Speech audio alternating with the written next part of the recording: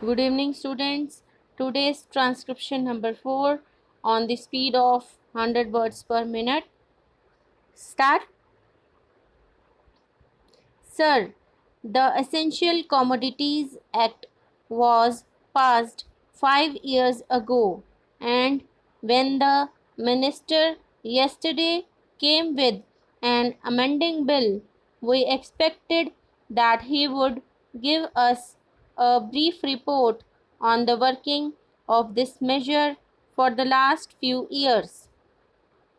But unfortunately, we are kept in the dark in regard to the exact working of the Act and the nature of the difficulties the minister is facing.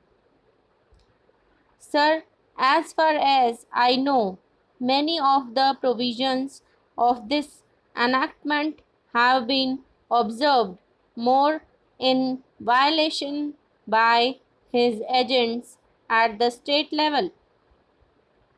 The food minister may be very honest, may be very able, and may be very anxious to see that the various provisions of the Act are implemented in the most effective manner at the state level.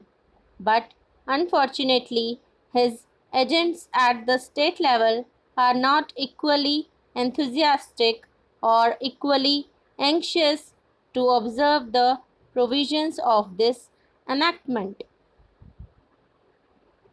The most important objectives of this enactment are to control the supply and distribution of commodities and to maintain a stable price level. In regard to both these aspects, I am afraid that the government has failed to realize the objectives in view.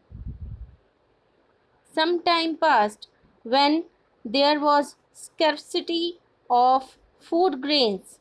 Attempts were made to make procurement from certain wholesale merchants and from rice mills.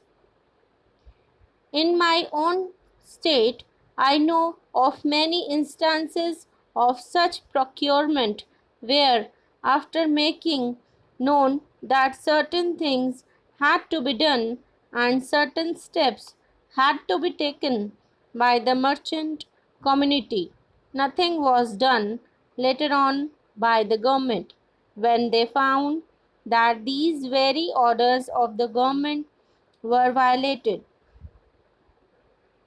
As a result of the violation, there was a consequent rise in the prices of food grains. In respect of other commodities like iron and steel, paper, etc., we see a lot of speculative activities, but the provisions of the Act have not been brought to bear on them. Perhaps no case of prosecution was launched against those people who contravened the various provisions of the Act.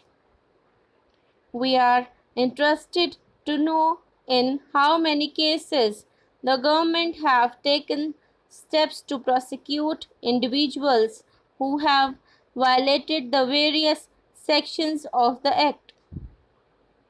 The minister said that the powers under the Act were not adequate. We sympathize with the food minister, but I want to know what action has been taken in this regard by the various state governments.